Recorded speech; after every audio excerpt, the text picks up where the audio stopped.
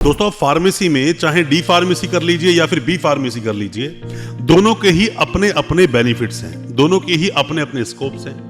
D pharmacy बहुत सारे students करते हैं जैसे ही 12th कंप्लीट कर लेते हैं, जिन्हें एकदम से अर्निंग स्टार्ट करनी है या फिर अर्निंग सोर्स अपना बनाना है। बी फार्मेसी में क्योंकि टाइम लगता है, 4 साल का कोर्स है, थोड़ा लंबा चलता है, इसलिए इसमें भी काफी सारे स्टूडेंट्स एडमिशन लेते हैं। पर ज्यादातर इसमें वही स्टूडेंट्स एडमिशन लेते हैं जो सीरियसली पूरे कोर्स को पढ़कर आगे बढ़ना चाहते हैं या फिर मेडिसिन लाइन में कुछ आगे निकलना चाहते हैं या फिर अपनी मैन्युफैक्चरिंग स्टार्ट करना चाहते हैं। बहुत सारे अलग अलग ऑप्शंस होते हैं, दोनों के ही अपने अपने फायदे हैं, जैसा मैंने आपको शुरू में बताया।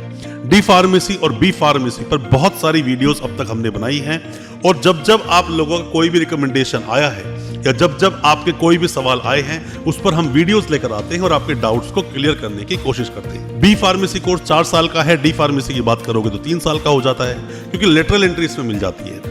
और आपके जितने भी सवाल जो हमारे पास आए थे, जो डिटेल्ड वीडियो बनाने के लिए आपने बोला था, जिसमें हम आपको अभी बताएंगे कि क्या है प्रोसेस, क्या है एलिजिबिलिटी, मतलब एडमिशन आप कैसे ले सकते हैं, एलिजिबिलिटी क्या है, ड्यूरेशन क्या होगा, फीस क्या होगी, अच्छे कॉलेजेस कौन से हैं, एग्जिट टेस्ट कैसे होगा, पीसीआई कैसे चेक करें, ऐसे बहुत सारे सवाल जो आप लोगों ने पूछे हैं, आज उन सभी सवालों के जवाब देने की कोशिश करेंगे अपनी इस वीडियो के माध्यम से। क्योंकि हर साल लाखों स्टूडेंट्स एडमिशन लेते हैं, लाखों बता रहा हूं मैं आपको, क्योंकि बहुत सारी सीट्स हैं, बहुत सारे कॉलेजेस हैं, बहुत सारी यूनिवर्सिटीज हैं, और वो सभी फार्मेसी कोर्सेज करवाते हैं, और कोर्सेज करने के बाद स्टूडेंट्स अलग अलग सेक्टर्स में निकल जाते हैं। डी फार्मेसी वाले ज्यादातर फार्मेसिस्ट बन जाते हैं, मतलब अपनी शॉप खोल लेते हैं। बी फार्मेसी वाले और भी अपने अलग अलग सेक्टर्स में चले जाते हैं। तो अभी मैं आपको डिटेल में बताऊंगा बी फार्मेसी के बारे में। ज्यादा कुछ जानने के लिए दोस्तों बने रहिए हमारे इस वीडियो के साथ। नमस्कार दोस्तों, फिर एक बार आप सभी का तहे दिल से स्वागत करता हूं अपने इस यूट्यूब चैनल पर, जिसका नाम है काउंसलिंग इंडिया, और मेरा नाम है वीरेंद्र वर्मा। दोस्तों हालांकि जैसा मैंने आपको पहले बताया कि बहुत सारी वीडियोस अब तक हमारे द्वारा बनाई गई हैं। PCI pharmacy council of India कैसे काम करता है, कब बना था, कब कब इसमें अमेंडमेंट्स हुए, उस पर डिटेल्ड वीडियो हमारे इसी चैनल पर अवेलेबल है। डी फार्मेसी का एग्जिट टेस्ट किस तरह से होता है, किस किस तरह से एग्जाम लिए जाते हैं, वो सब वीडियोस भी अवेलेबल हैं। और जब जब कोई अपडेट आते हैं फार्मेसी को रिलेटेड, हम अपने इस चैनल पर अपडेट करते रहते हैं। हम बात करते हैं सबसे पहले बी फार्मेसी करने के लिए जो उसकी एलिजिबिलिटी है। दोस्तों एलिजिबिलिटी की अगर हम बात करें, बी फार्मेसी आप करना चाहते हैं, 12वीं आपकी पास होनी चाहिए किसी भी रिकॉग्नाइज बोर्ड से। कोई भी रिकॉग्नाइज बोर्ड हो, जो भी कोई सरकार द्वारा मान्यता प्राप्त है, वहां से आपने 12th पास की है। 12th में आपके पीसीबी हो या पीसीएम हो, फिजिक्स केमिस्ट्री मैथ हो या फिजिक्स केमिस्ट्री बायो हो, आप कर सकते हैं फार्मेसी। साथ ही आपके 50% मार्क्स होने चाहिए। 50% मार्क्स हैं तो इजीली आपका एडमिशन हो जाएगा। यही 3 क्राइटेरिया हैं जो कि एलिजिबिलिटी को दर्शाते हैं, और अगर ये 3 चीजें आप पूरी कर लेते हैं तो आपका एडमिशन आसानी से हो जाता है। अब हम बात करते हैं ड्यूरेशन की। ड्यूरेशन क्या होता है दोस्तों? बी फार्मेसी जहां 4 साल का कोर्स है, वहीं डी फार्मेसी 2 साल का कोर्स होता है। डी फार्मेसी करने के बाद अगर आप बी फार्मेसी करने की सोच रहे हैं तो ये कोर्स 3 साल का बन जाता है। बी फार्मेसी के बाद आप एम फार्मेसी करना चाहते हैं तो ये कोर्स 2 साल का होता है। हालांकि न्यू एजुकेशन पॉलिसी में बहुत सारे बदलाव हुए, पर अभी तक फार्मेसी पर ऐसा कोई बदलाव हुआ नहीं है, और इसमें आने वाले जो भी बदलाव होंगे उसकी भी वीडियोस हम आपके लिए लेके आते रहेंगे। फिलहाल ये 4 साल का कोर्स है, 12वीं के बाद आप कर सकते हो। पर सेमेस्टर एग्जाम्स होते हैं, मतलब कि 8 सेमेस्टर के एग्जाम्स आपको देने पड़े। अब हम बात करते हैं इसकी फीस के बारे में कि बी फार्मेसी की फीस कितनी होती है। दोस्तों वैसे तो बी फार्मेसी की जो फीस है, अगर आप किसी कॉलेज से करेंगे, गवर्नमेंट कॉलेज से, तो इसकी पर ईयर की फीस 20,000 रुपए से लेकर 70,000 रुपए तक हो सकती है।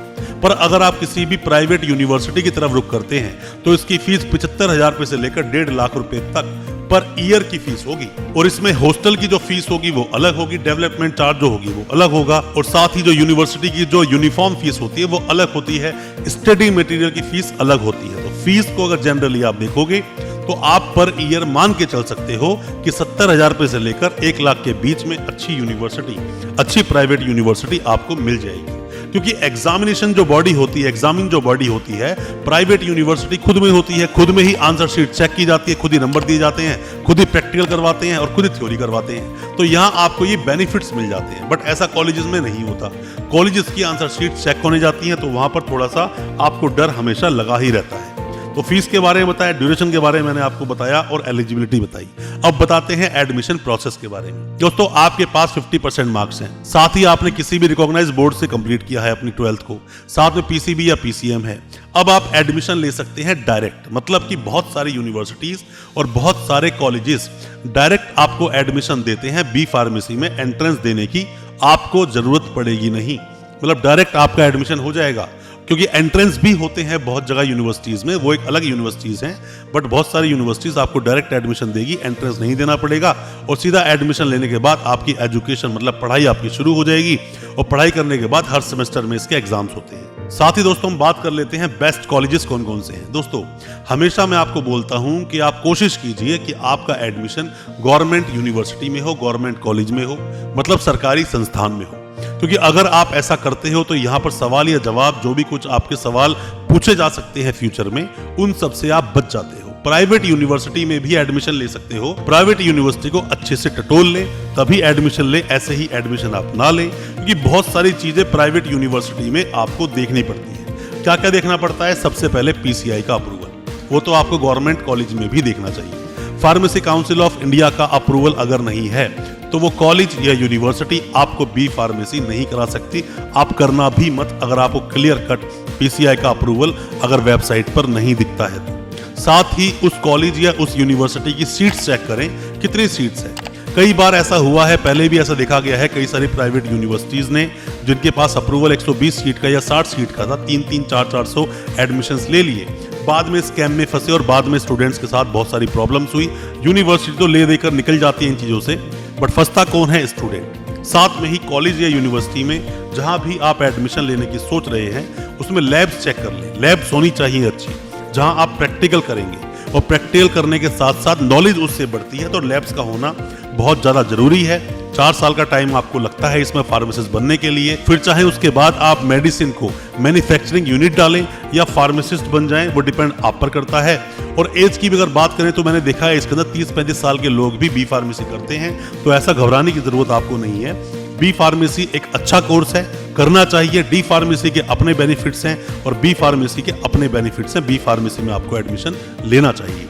कोई भी किसी भी तरह के सवाल हैं एडमिशन लेने को लेकर, कोई अच्छी यूनिवर्सिटी आप जानना चाहते हैं, कॉलेज जानना चाहते हैं, फीस के बारे में जानना चाहते हैं, कोई भी सवाल है आपके कमेंट बॉक्स में सवाल पूछें या व्हाट्सएप करें, हम आपको रिप्लाई जरूर करेंगे। हो सकता है हमारे किसी रिप्लाई से, हमारे किसी सजेशन से आपको कोई मदद मिल सके। अच्छा लगा हो आज का वीडियो, हमारे वीडियो को ज्यादा से ज्यादा अपने दोस्तों, परिजन, परिवार तक शेयर करें ताकि वो भी अपने आप को जानकार बना सके। चैनल को सब्सक्राइब करना बिल्कुल ना भूलें, साथ में लगा बेल आइकन जरूर दबा दें ताकि इसी तरह की एजुकेशनल वीडियोस आप तक पहुंच सके सबसे पहले। बहुत बहुत शुक्रिया दोस्तों, धन्यवाद हमारे इस वीडियो के साथ बने रहने के लिए।